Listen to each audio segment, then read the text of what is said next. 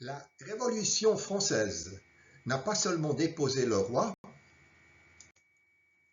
elle a également débarrassé l'Europe des nombreuses unités de longueur qui étaient source de confusion et les a remplacées par le système métrique.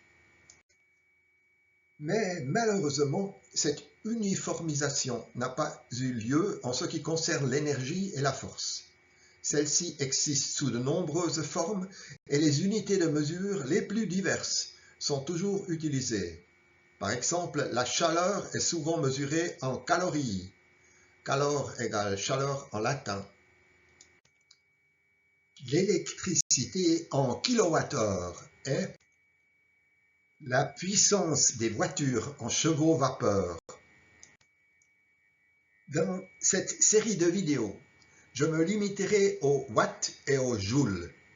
Le watt est l'unité de base de la puissance et le joule est l'unité de base de l'énergie.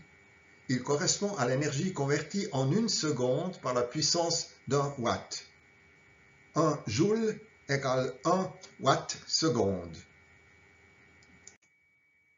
Le joule est une unité minuscule, même pas l'énergie nécessaire pour éclairer un vélo pendant une seconde. Le joule étant si petit, les chiffres deviennent énormes lorsqu'il s'agit par exemple des besoins en énergie de tout un pays. Des préfixes sont alors utiles, kilo, méga, giga, téra, péta, hexa, qui indiquent le nombre de zéros, 3, 6, 9, 12, 15, 18. Par exemple, 1 gigajoule égale 1 suivi de 9 zéros égale 1 milliard de joules. Concernant le kilowattheure, n'oubliez pas qu'un joule est défini comme la puissance de watt pendant une seconde. Kilo égale 1000, 1 heure égale 3600 secondes, 1 kWh égale 3600 fois 1000 watts-secondes égale 3 600 000 joules égale 3,6 fois 10 puissance 6 joules. Toutes ces unités sont interchangeables. Dans le site Rapid Tables, vous entrez votre unité, par exemple kilowattheure, et le site la convertit. 1 kWh correspond à 3,6 millions de joules et 1 kilocalorie correspond à 4,184 kJ, etc. Les indications concernant les batteries sont particulièrement déroutantes, car il n'est soudain plus question de watts et de joules, mais de volts et d'ampères. Voici par exemple une publicité pour une batterie de vélo électrique de 36 volts et 15 ampères-heure. 15 fois 36 donne 540. La batterie a donc une énergie de 540 Wh ou 0,54 kWh. C'est environ 1% de l'énergie d'une batterie d'une voiture électrique qui se situe entre 50 et 100 kWh. Autres exemples.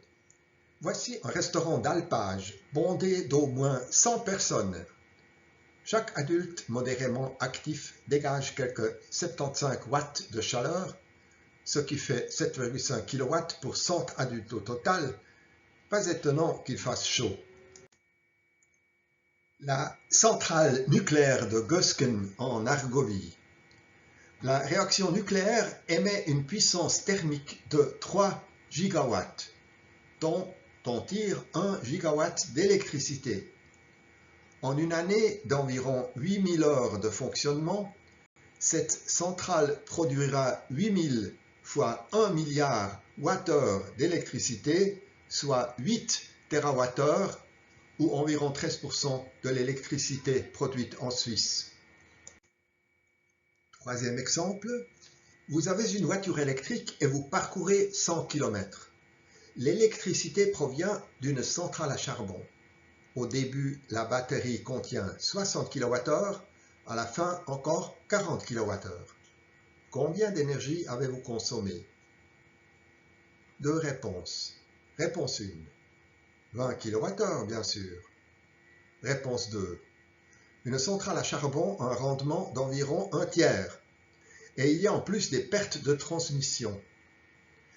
70 kWh ont été nécessaires pour fournir les 20 kWh d'électricité. Votre consommation a donc été de 70 kWh. Quelle est la bonne réponse?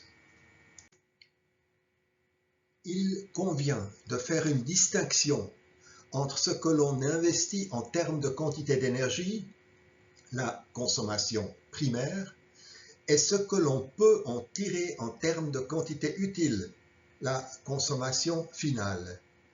Cette distinction est particulièrement importante pour les combustibles fossiles, car c'est bien entendu la consommation primaire qui détermine la production de CO2.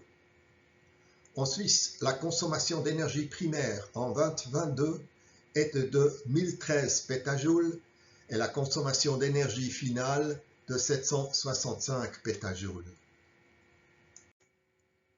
Vous trouverez les sources utilisées dans la description de la vidéo ci-dessous. Commentaires et corrections via YouTube ou directement à bernard@hirschel.ch. Merci pour votre intérêt et à bientôt!